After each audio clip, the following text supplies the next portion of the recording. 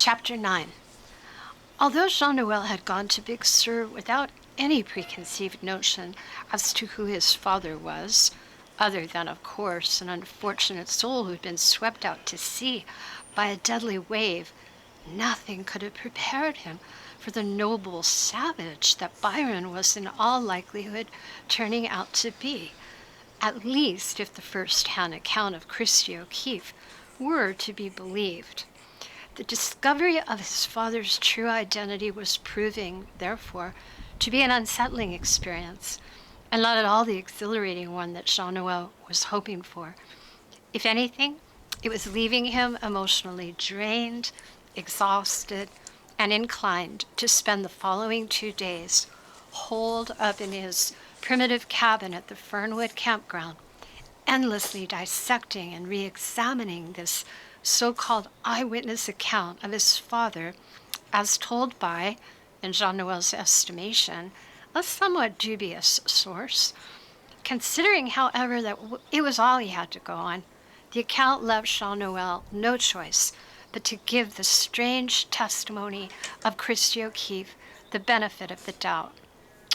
It was comforting, after all, to learn that Christie considered Byron to be not only gracious and chivalrous by nature,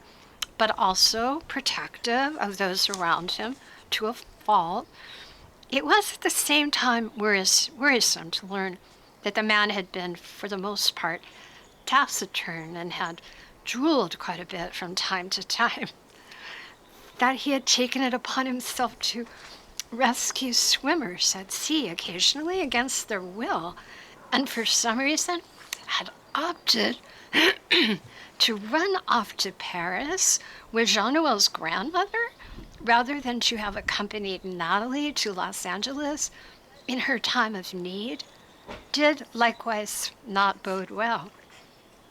The fact that Natalie then went on to lie about Byron to Jean Noel for his entire life also spoke volumes. That his mother should prefer to fabricate a far-fetched and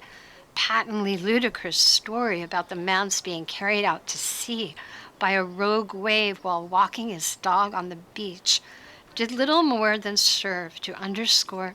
the embarrassment Natalie evidently felt in regard to this ursine character.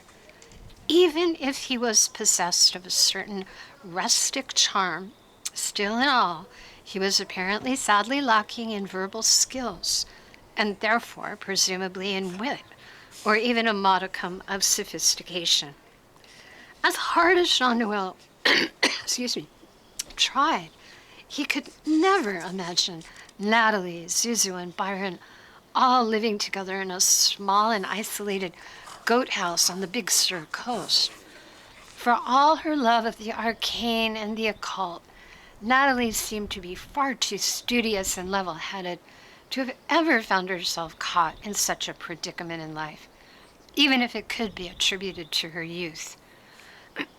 Jean Noel understood only too well how the heavy demands of dental school may have been a contributing factor in her making of rash decisions, and he could therefore never be the one to cast the first stone. No,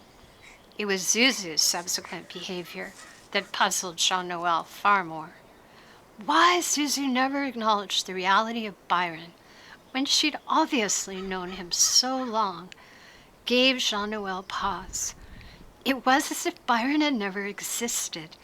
and it begged the question of why a man as simple and sweet as his father should be so cruelly relegated to the dustbin of history. Finally, there was the issue of Byron's premature demise of unknown causes in Paris a mere 5 years later. If Zuzu had seen fit to bury Byron in some fancy cemetery on the banks of the Seine, as Christie O'Keefe had claimed, then perhaps she had held the man in high esteem, to some degree at least, after all.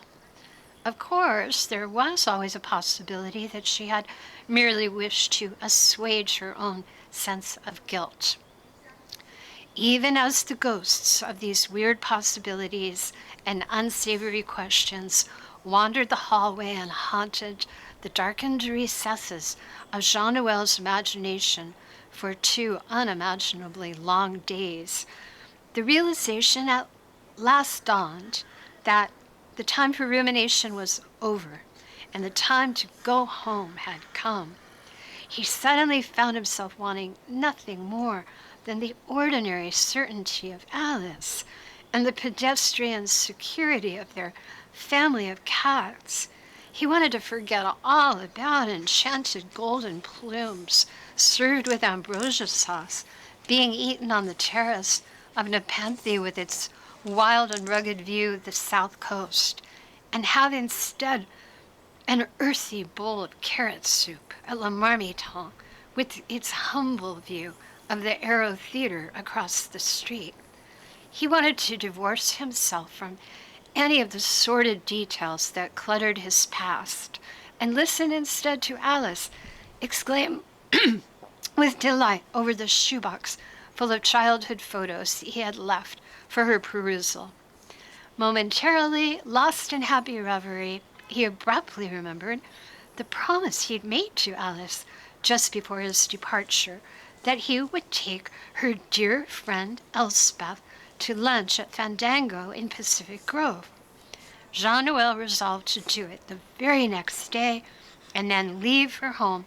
immediately afterward.